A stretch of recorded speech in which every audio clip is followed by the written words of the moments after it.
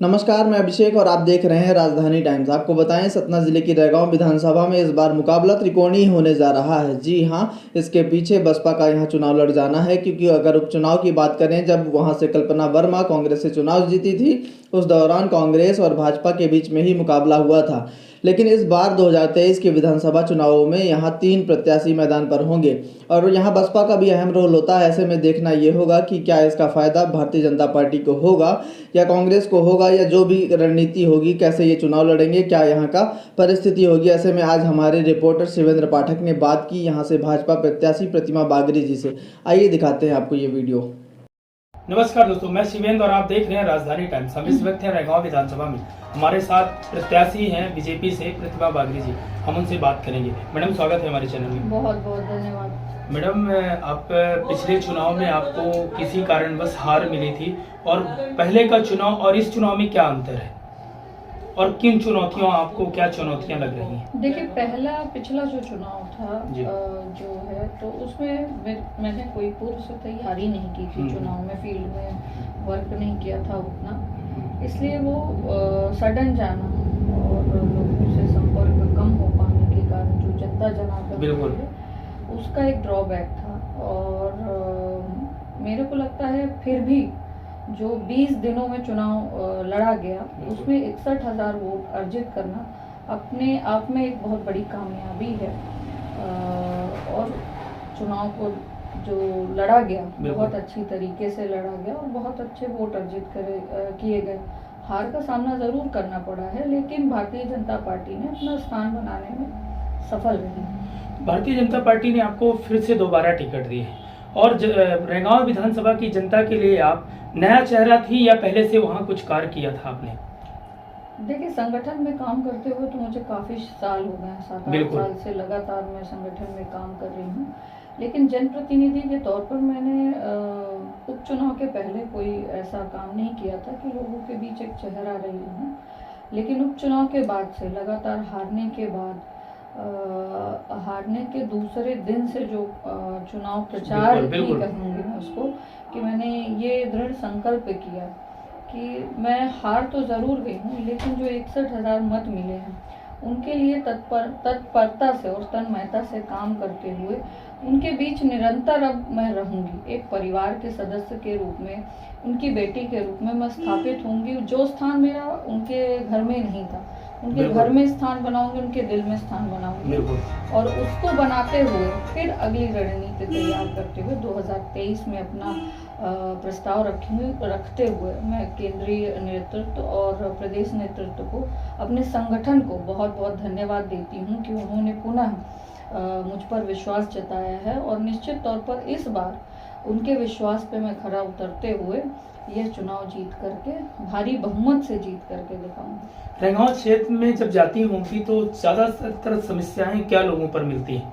आपको? अभी जाने पे जो मूलभूत आवश्यकताएं हैं, जैसे कहीं पानी की दिक्कतें हैं, विद्युत की दिक्कत है, बिजली की दिक्कत है, लो वोल्टेज की दिक्कत है, जले हुए ट्रांसफार्मर्स की दिक्कत है, कहीं कहीं थोड़ी बहुत रोड की दिक्कत है। यही मूलभूत आवश्यकताएं हैं और जो समस्याएं हैं ये देखने को मिलती है। राजधानी टाइम्स चैनल ने अपनी चौपाल रैगांव विधानसभा में कई गांवों में लगाया। ज्यादातर समस्याएं ऐसी आ रही हैं कि रोड नहीं तो वोट नहीं।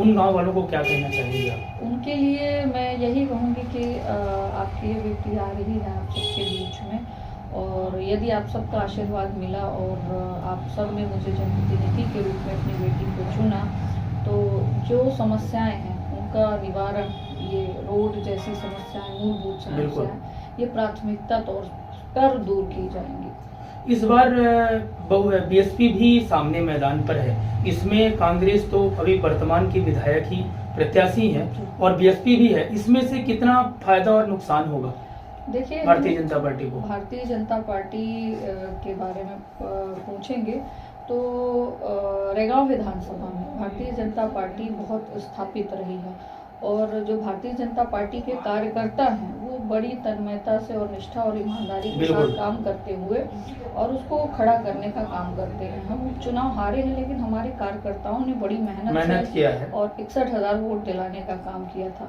पर एक बात और सत्य है कि रैगांव विधानसभा में त्रिकोणीय मुकाबला होता है और बीएसपी का भी कहीं ना कहीं वहाँ अस्तित्व है और वोट बैंक है। तो इस तरह इस बार का जो चुनाव है, मेन चुनाव है, इसमें सभी पार्टियां अपनी अपनी दावेदारी प्रस्तुत कर रही हैं और सभी पूरी ईमानदारी के साथ लड़ रही हैं।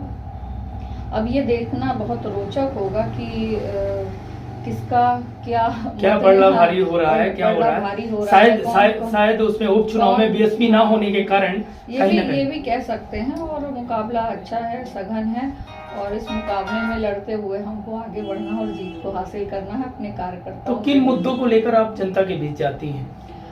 देखिए, मुद्दे जो हैं विकास के ही हैं।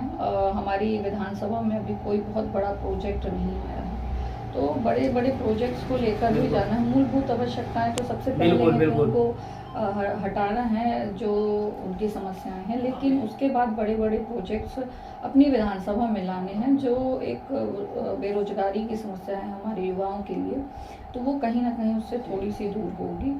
और हमारे लोकेलिटी पे भी हमारा जो रैगांव विधानसभा है किसी न किसी रूप में जाना जाएगा कि वहाँ भी अगर बड़े उद्योग लग रहे हैं। बिल्कुल जी। सबसे ज्यादा अपने रैगांव विधानसभा क्षेत्र में जनता जूझ रही है तो बिजली से जूझ रही है। इसका कहीं ना कहीं कुछ भी कारण इसमें क्या हो सकता है? केवल रैगांव विधानसभा की समस्या नहीं है, अमूमन ये देखा जा रहा है कि पूरे जिले की ये समस्या है। हम चूँकि निवास करते हैं जहाँ पे, वहाँ पे लगता है कि हम मेरे गांव में ये समस्या है, गांव से निकले तो लगता है हमारी विधानसभा में ये समस्या है।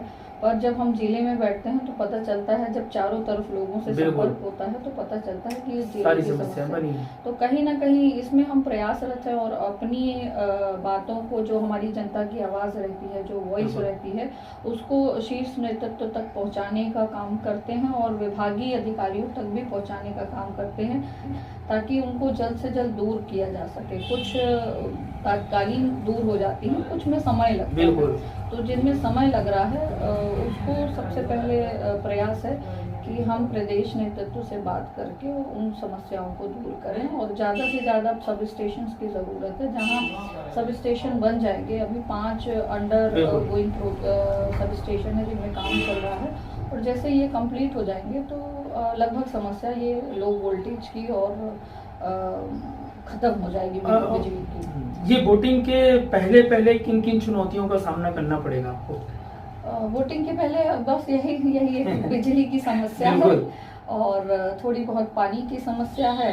क्योंकि इस बार आपने एक समस्या और देखी है कि वृष्टि बहुत कम हुई है। तो कुछ लोग तो धान की फसल काटे हैं, पर मैक्सिमम जो हमारे किसान भाई हैं वो धान की फसल नहीं काट पाए हैं। और अब अगली रबी की खेती है, उसकी बोनी करनी है, पलेवा लगाना है, तो उसके लिए उनके पास जल स्रोत चाहिए है।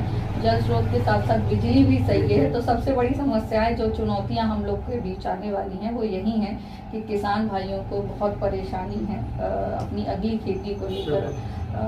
यही समस्या हम रैगांव विधानसभा की जनता को क्या संदेश देना चाहेंगे? रैगांव विधानसभा की जनता को मेरा यही संदेश है कि मेरे को 2 साल अभूतपूर्व प्रेम मिला है, स्नेह मिला है और मेरी जनता ने बहुत प्यार दिया है। और जनता की इस बार की आवाज़ है, वॉइस है, जो कि आपको एक मौका देंगे हम, और हम आपकी भी देखेंगे कि आपने जो हम लोग के बीच मेहनत की है।